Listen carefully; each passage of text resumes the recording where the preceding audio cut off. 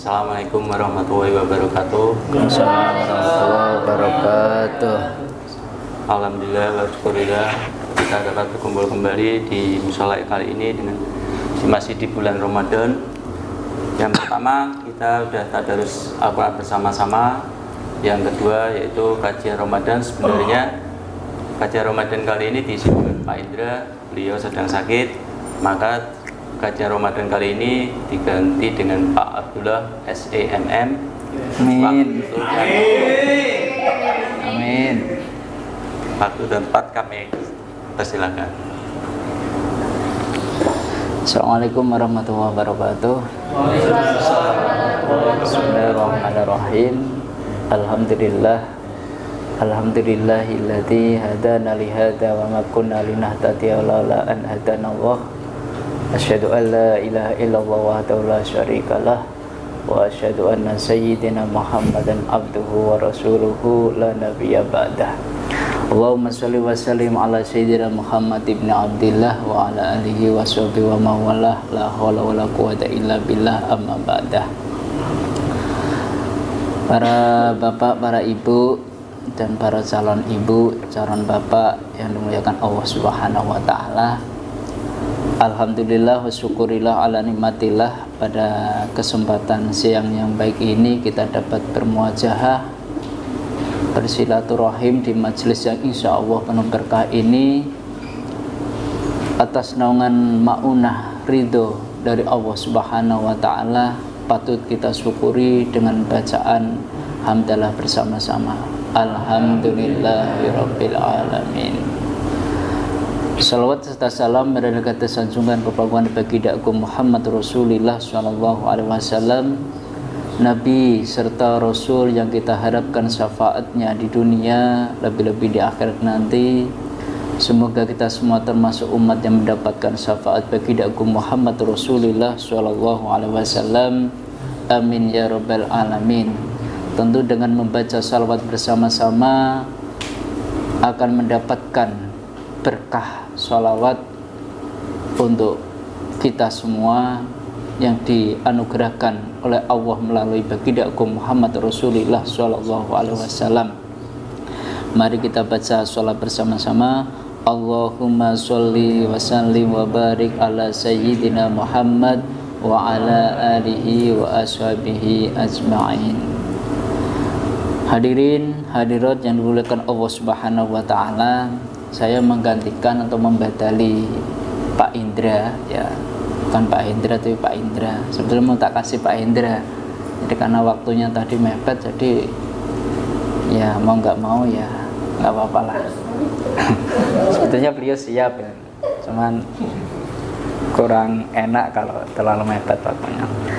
Baik hadirin sekalian dimuliakan Allah Subhanahu wa taala, pada kesempatan siang ini perlu saya sampaikan bahwa kita semua adalah seorang pemimpin, ya. Kita semua adalah seorang pemimpin. Jadi pemimpin bertanggung jawab atas apa yang akan dipimpinnya. Sebagaimana firman Allah Subhanahu wa taala dalam surat At-Tahrim ayat 6 kalau nggak keliru. Bismillahirrahmanirrahim.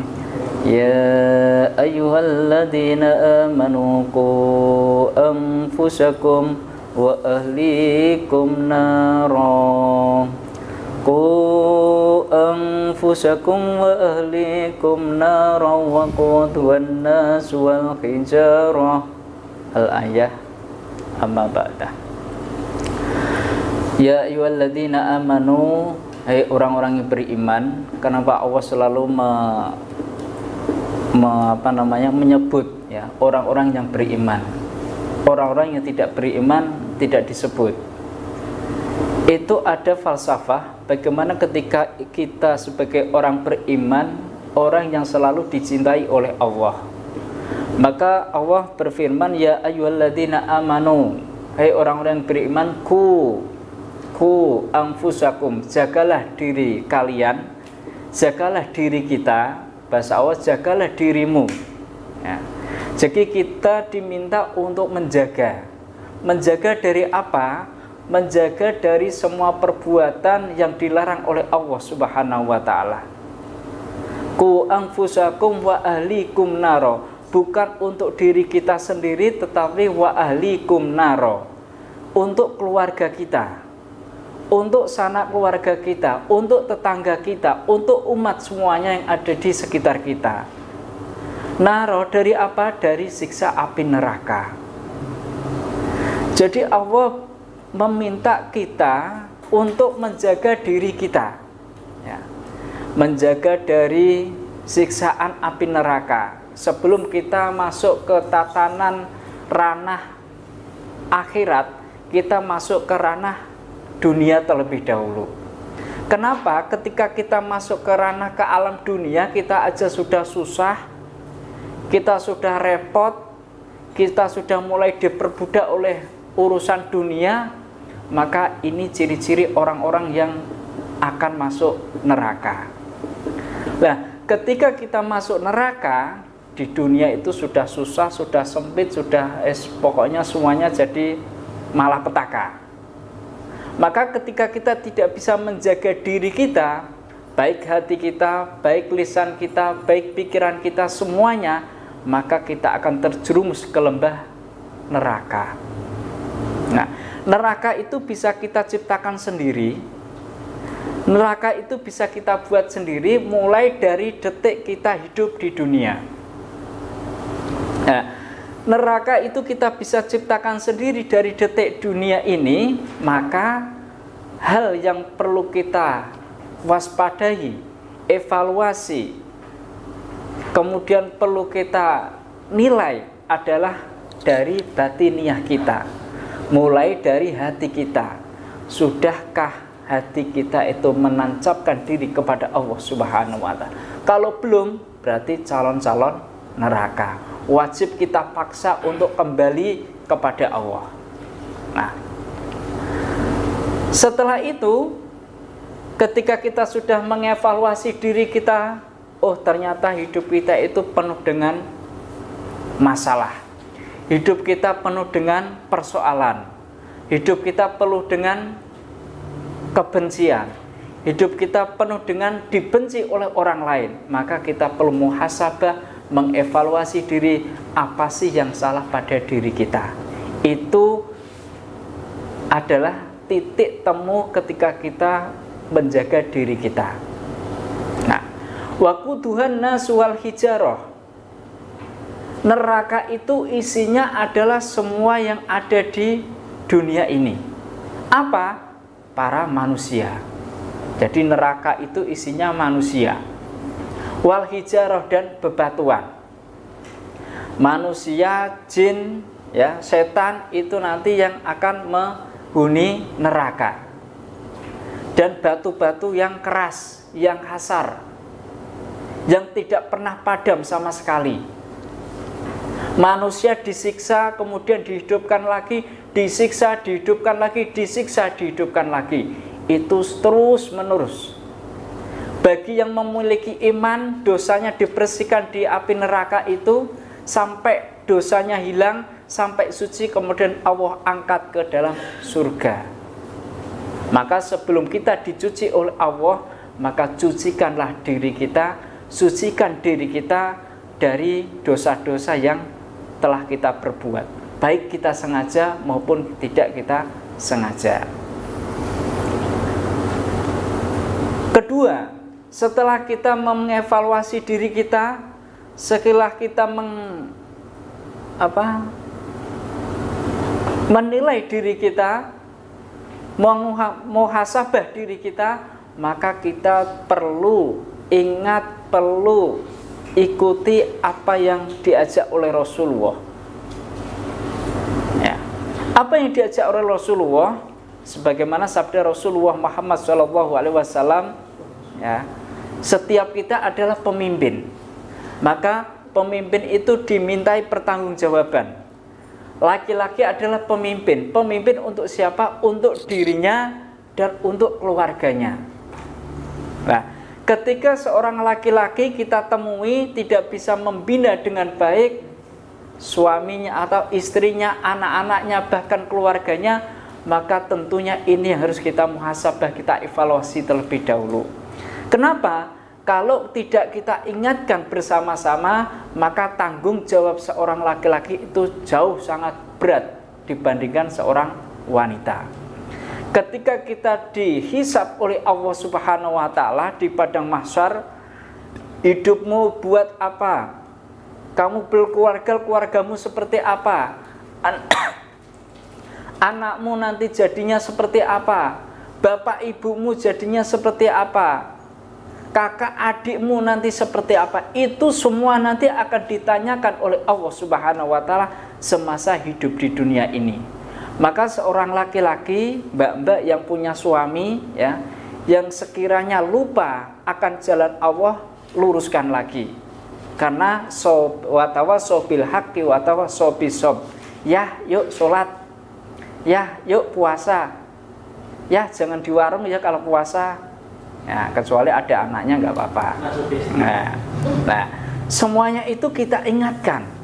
Nah, ketika kita ingatkan, suami kita ngikuti, alhamdulillah, berarti ku anfusakum wa ahlikumnya jalan. Nah, ketika kita berdiam diri, wah bapak kok nggak puasa ya? Kenapa ya? Nah, alah nggak apa-apa lah, untuk tanggung jawab bapak kok, bukan tanggung jawab saya. Enggak, semuanya ini berinteraksi. Kehidupan dalam sebuah rumah tangga itu berinteraksi. Mana yang salah, semuanya wajib untuk mengingatkan. Agar apa? Wa ahlikumnya jalan. Wa ahlikumnya selamat. Jangan kita sendiri yang selamat, tetapi anak kita, suami kita tidak selamat. Dan sebaliknya, ya, ada istri kita, istri yang loncat, ya, yang keluar dari ajaran Islam, yang keluar dari ajaran-ajaran syariah, aturan-aturan Allah, dikembalikan lagi. Yuk bu, kita sholat. Yuk bu, sholat kalau bisa di awal waktu. Capek bu? Iya, silakan istirahat sebentar, habis itu sholat. Jangan terlalu lama sholatnya. Nah, kenapa sih kok selalu sholat Pak Abdul? Karena amal yang pertama kali dihisab atau dihitung oleh Allah di padang mahsyar adalah sholat. Ketika sholatnya bagus, semua amal perbuatannya menjadi bagus. Tetapi kalau sholatnya jelek, bolong-bolong, dan apalagi tidak pernah sholat, maka amal sebaik apapun akan menjadi jelek. Nah, jadi kita sebagai laki-laki, karena menjadi pemimpin keluarga, maka kita sebagai laki-laki berhak untuk memberikan nasihat kepada istrinya, kepada anaknya, kepada keluarganya, kepada bapak dan ibunya, karena kita sudah memiliki kewajiban baligh. Apa baligh? Kita sudah bisa berpikir dan kita sudah bisa membedakan antara yang hak dan batil, antara yang benar dan yang salah. Nah, itu. Hadirin yang dimuliakan Allah Subhanahu wa taala, maka tentunya dalam sebuah kehidupan ini umur kita tidak akan panjang. Paling 63 sebagaimana umurnya Rasulullah. Kalau 80 dapat diskon, bonus. Kalau 100 bonusnya lebih panjang lagi. Tetapi kita berhemat, kita mulai ya berdoa kepada Allah, ya Allah tancapkan iman di dalam hati kami. Kami itu siapa? Ya saya, ya keluarga saya, ya keturunan saya ila yaumil qiyamah, sampai dengan yaumil qiyamah. Ketika kita berdoa seperti itu, keturunan kita sampai yaumil qiyamah membawa iman, kita akan diberkahi oleh Allah melalui doa-doa keturunan kita. Kita pun berdoa kepada Allah agar leluhur kita, mulai dari Nabi Adam sampai dengan kita, diampuni oleh Allah Subhanahu wa taala dosa-dosanya dan diterima oleh Allah semua amal kebaikannya. Itu yang harus kita harapkan, doa kepada leluhur dan doa kepada anak keturunan kita, sehingga kita diselamatkan oleh Allah Subhanahu wa taala, ku anfusakum wa ahlikum naro. Itu. Jadi kita selamat, keluarga kita selamat ila yaumil qiyamah, sampai dengan yaumil qiyamah kita dihisab dengan selamat. Anak kita tidak menuntut kita ketika kita dihisab. Anak kita masuk neraka, kita masuk surga, kita akan masuk ke neraka juga. Kenapa? Karena anak kita tidak dididik dengan baik, anak kita tidak dikenalkan yang namanya Al-Quran, anak kita tidak dikenalkan yang namanya agama, hanya umum-umum. Nah, ilmu umum baik, ilmu agama jauh lebih baik karena kita memiliki yang namanya pondasi untuk keilmuan agama. Kalau kita punya pondasi ilmu agama, ilmu umum itu bisa menyesuaikan. Tetapi sebaliknya ketika kita memiliki ilmu umum tetapi tidak disertai dengan pondasi ilmu agama, maka kita akan lalai, kita akan lupa, dan kita akan celaka. Maka dari itu harapan kita semua, yuk mari kita evaluasi diri kita masing-masing, evaluasi keluarga kita yang belum sholat, yuk mari kita ajak. Tentunya dengan hikmah, ya, bil hikmati wal mau'idotil hasanah, dengan ajaran-ajaran yang bagus, dengan cerita-cerita leluhur, cerita-cerita Rasulullah, cerita-cerita para nabi, kemudian dengan mau'idoh hasan, dengan ucapan-ucapan yang hasanah yang baik. Pak, kok nggak sholat toh Pak? Nanti mlebu neraka loh. Ya, buatlah stimulus-stimulus yang luar biasa. Pak, yuk ikut saya kemana Bu? Ke masjid. Pak, yuk ikut saya kemana Bu? Yuk ngantar zakat dan lain sebagainya. Itulah stimulus yang nanti akan lahir di dalam benak diri hati, kemudian itu akan menjadi ketulusan, sehingga akhirnya ketika kita paksa diri untuk menjadi orang-orang yang baik, setelah kita paksa mereka mau mengikuti dengan paksaan itu, sehingga akan menjadi orang-orang yang ikhlas, sehingga akhirnya kita akan menjadi orang-orang yang mukmin yang bisa masuk surga secara bersama-sama, tidak hanya diri kita, keluarga kita, keturunan kita, ila yaumil qiyamah, sampai dengan yaumil qiyamah. Semoga kita semua diselamatkan oleh Allah Subhanahu wa taala dari godaan-godaan kehidupan yang fana ini, yang rusak, yang hanya sementara, tetapi untuk menuju kehidupan yang lebih baik lagi, yaitu kehidupan yang kekal, yaitu akhirat. Kita diketemukan oleh Allah, keluarga kita diketemukan oleh Allah, majelis ini juga diketemukan oleh Allah, majelis-majelis yang luar yang sangat banyak yang di luar kita juga diketemukan oleh Allah Subhanahu wa taala, menjadi golongan majelis yang Ahlussunnah wal Jamaah, baldatun thayyibatun wa rabbul ghafur. Demikian yang dapat saya sampaikan, kurang lebihnya mohon maaf. Billahi taufik wal hidayah wal afu minkum. Assalamualaikum warahmatullahi wabarakatuh. Terima kasih atas kajian Ramadan pada hari ini. Semoga apa yang dibicarakan dengan Pak Abdul menjadi bermanfaat bagi kita, menjadi pemimpin yang beriman bagi keluarga kita. Setelah ini, sebelum saya tutup, kalau ada kata salah kata, saya mohon maaf sebesar-besarnya.